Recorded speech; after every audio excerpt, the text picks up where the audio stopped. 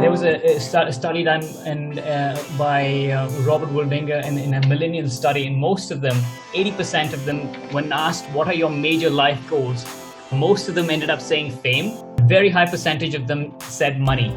And often, what we might find that those are not at the core of what relates to a happy life. And so fame and money, and I saw this quote by Jim Carrey, and he said, I think everybody should get rich and famous and do everything they ever dreamed of so that they can see it's not the answer. So I know in a career that you might pursue within entertainment or possibly even outside in media or even outside, what we find though is that may or may not be necessarily one that will actually satisfy you beyond a certain point. But beyond a certain point, and depending on how you end up using your fame, you are not going to find happiness in that. So how do you develop those strategies?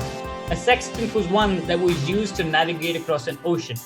And theories are like that sextant that you need to have. You need to have some principles that you want to live your life by.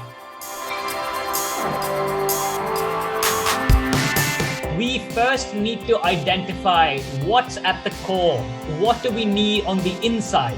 What do we need to figure out for our lives on the inside before we can go then impact the world? Connection is how you interact with people, your interpersonal skills. And a lot of that will come from the core of who you are. If your core is a bit messier, then the way you interact with people or connect with people will change. At the core of leadership is two things: relationship and credibility. Character and competence are two important facets of building credibility, of building trust. When you have an amazing character but you're not very good at what you do, people can't trust you. You might have incredible competence, but you are a wishy-washy person with very low ethics and some reputation or any of that, then you will end up also being untrustworthy. Within character, there's two aspects: integrity and intent. And some of you have already pointed these out. So you have to have integrity, but also you have to have the right intent, because that is also an important facet. And then within competence, you have to have both capabilities as well as a track record of having performed in a particular way, have a certain amount of reputation about that. And then you also have outcomes and results that you've achieved in the past. So that will build trust, or that will build credibility tomorrow as a leader. Most people may or may not receive what words you're saying unless your body language and your tonality is also cohering with what you are saying. If there is some semblance of disconnect between what you're saying and what you are showing in terms of your emotional state or your body or your tonality, then people don't buy that.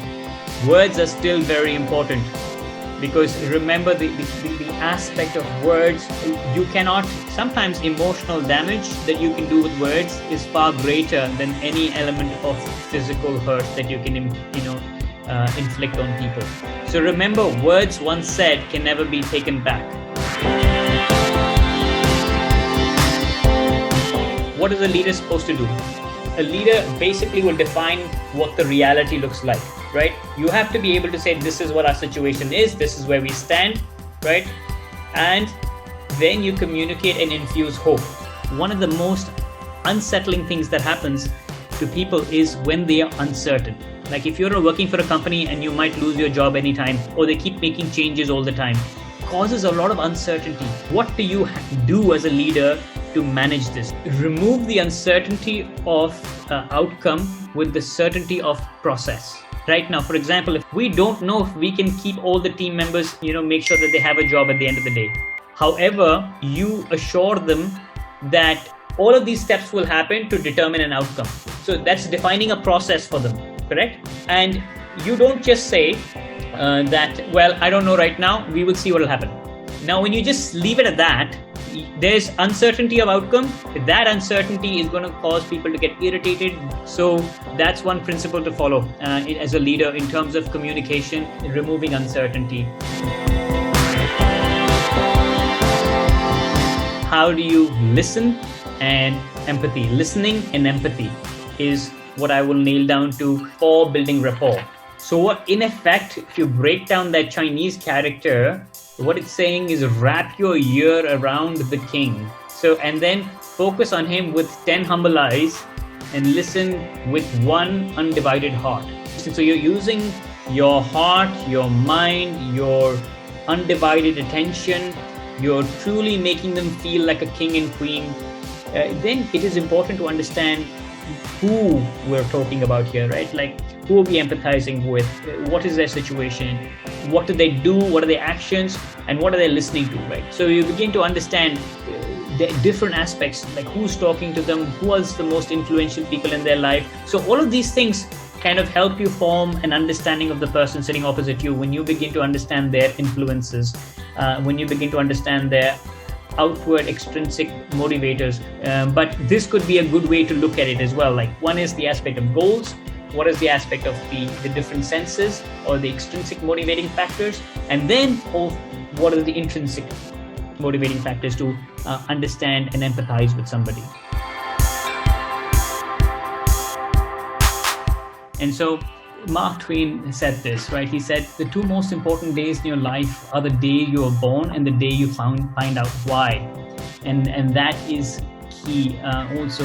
And if we begin to understand why we're here, then we begin to find pleasure in life, and we begin to find something that motivates us on the inside, and something that actually drives us. So I think each of us are built for a particular purpose, but we also are made with certain intrinsic strengths that we have. It's important for you to find what it is that you were made so uniquely that you find pleasure in. And then you kind of begin to find your purpose in that. I don't know if you've read this book by Peter Thiel, but he has this book called 0 to 1. He says, tell me something that's true that almost nobody agrees with you on. And why is that key? He's basically saying that there are often times that you believe something to be true and everyone disagrees and everyone thinks it's not a good idea. Those are the things you should pursue.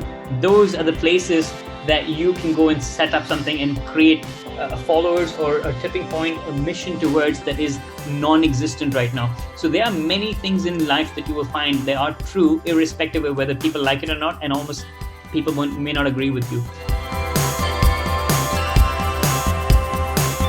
So basically what I'm trying to say is, if you have this idea that you believe to be true that most people don't agree with initially, this is what you can expect, and this is what you want people to come alongside. Get that initial 16%, then you begin to get to a tipping point. If you want to, whatever it is that you want to do, right? Like, find something that is a gap, a problem that you can solve, right? And then people get the initial bit of people to come around you, and then later you will begin to see that others will too.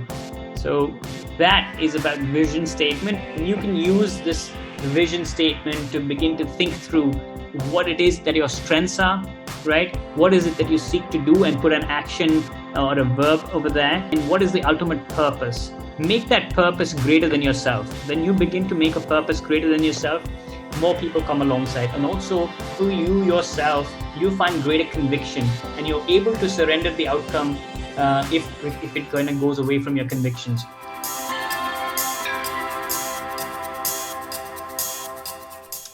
I wanted to give you an example of a British cycling team. They were coached by this gentleman who was their coach called Sir Dave Brailsford, right? And he said this: forget about perfection, focus on progression, and compound the improvement. Basically, the British team was really lagging behind this whole cycling pace, right? They weren't winning any medals, and they got this guy who had never won a medal himself, but he knew how to get people to work really well and to get the best out of them. And what he really set in place was this idea that everything that you do, he says, try and improve it by at least 1%. So what happens is the aggregation of these little improvements in different parts of your life then actually lead to a massive change in how things actually pan out. And so now he is obviously called Sir Dave Brailsford because of how he completely changed the British cycling team. Compound interest is the eighth wonder of the world. He who understands it earns it. He who doesn't pays it. You start small. When you have time on your side, you do make small investments, you will increase the chances of your success and ability to earn greater wealth much more. The fact is, for the initial part, nothing happens. So you might be putting a lot of effort into something and you see no change. And there comes a point of inflection and the graph goes like that. And so if it's investments that you're making, you make the small investments continuously, consistently over 15 years when you're at the age of like 20 or something like that, you have the chances of actually making it quite substantially a big amount later in life than you would early if you start very late. And thank you very much. It's been a pleasure. Thank you very much. Thank you so much, sir. It's been a pleasure learning from you. Thank you so much, Raksha, Surbi. Thank you very much. Appreciate it.